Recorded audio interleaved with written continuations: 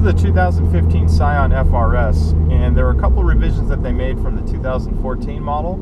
A couple include the automatic headlights, which turn on when it's dark, turn off when it's light. Another feature was the suspension revision. They made the car a little bit more resilient to body roll and increased the stiffness a little bit. Now, the power of this car comes from a 2-liter flat 4 boxer engine that uses a Toyota ignition system. So that's, put together from Subaru and Toyota. The horsepower is 200 and the torque is 151 foot-pounds of torque. Not a ton of torque, but the car weighs 2,750 pounds, so that helps immensely with the torque output. I've driven cars with 150 pounds of torque that weighed a bit more than this, and they were not fun to drive. This is skirting the line of still being fun to drive while having a very efficient engine. Now, brakes up front are standard 2-piston calipers. They have 11.6-inch rotors up front with 11.4-inch rotors in the back. Surprisingly, for how simple the brakes are, the performance is actually quite good. It's a very aggressive feel.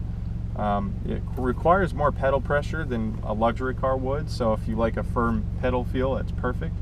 And the brake fade's actually quite minimal, and I think that helps due to the low weight of the car. Anytime you have smaller brakes, if the car is light, that greatly helps with heat requirements.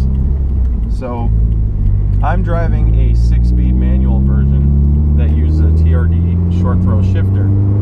I can't really imagine having an automatic of this car. Granted, they sell more automatics, I think, than the 6-speed, if I'm not mistaken. And that's partly because a lot of people don't know how to drive a manual anymore. There's so many cars that have, the paddle shifters or clutchless manual transmissions that use DSG or whatever it is, that people just don't need to learn it. This is a car worth learning to drive a manual for. It's so much more fun to drive in a manual. I can't imagine taking that throttle response away with an automatic transmission. I mean, why buy the car? That's my opinion. I mean, granted, people love the looks of it, and sure, it gets great fuel economy, but there's other cars that look nice and get good fuel economy if you're not looking for that ultimate wow factor when you're behind the wheel. Alright, so what you're looking at is a 2.0-liter boxer engine that was jointly developed with Toyota and Subaru. So the boxer engine, of course, comes from Subaru, but the fuel efficiency and power output that you're seeing is from Toyota.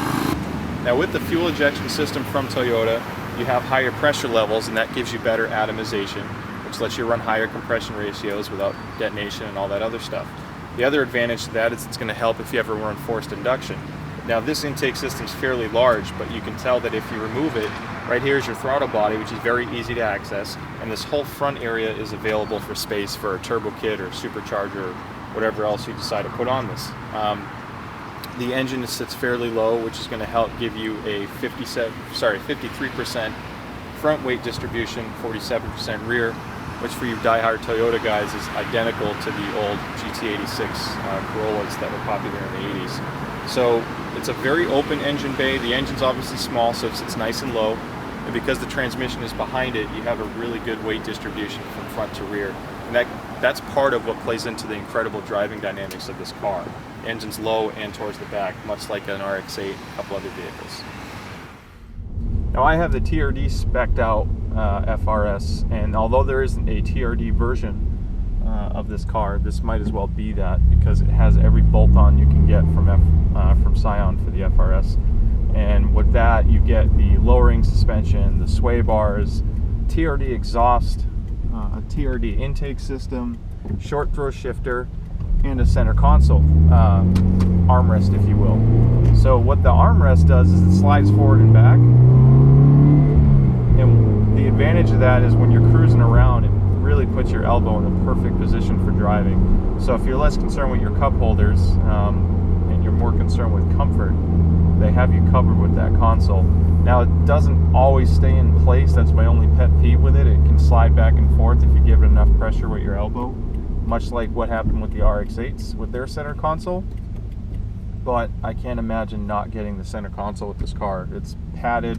It looks good because the red stitching matches the seats. And like I said, my arm is perfectly in place, so it almost matches the same height as my left. So if my hands are here, it's perfectly lined up. There's an important thing to discuss with this car, and it's not just about the performance, it's the versatility. Now, this car has back seats, which the 350Z, 370Zs do not. However, you don't have much space back there.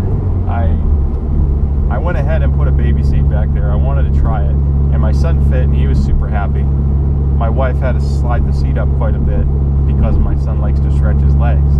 So what I'm getting at is this car isn't the best if you have a family where you have to pick up the kids.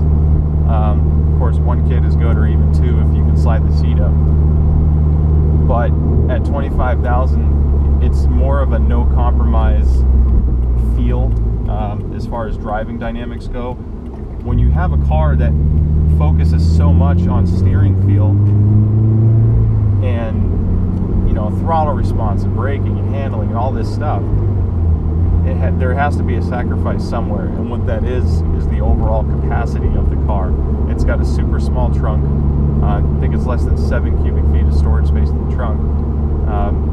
In the interior, although there are back seats, they're not so useful for adults. Think of this as a 2-door, 2-seater car, more than a 2+2. And if you can get away with that, it's the best driving experience you can get for $25,000. Now, you can sacrifice some of that driving experience by going with a car like a Civic or a Mini Cooper, which can all be had for about $25,000 and still be fun to drive. However, you can put friends in the back seat. This, if I didn't have a kid, would be a no-brainer. And even with a kid, I want to make it work. I like the car so much that I'm trying to justify how I can make this work as a second vehicle to a family car. It's that good.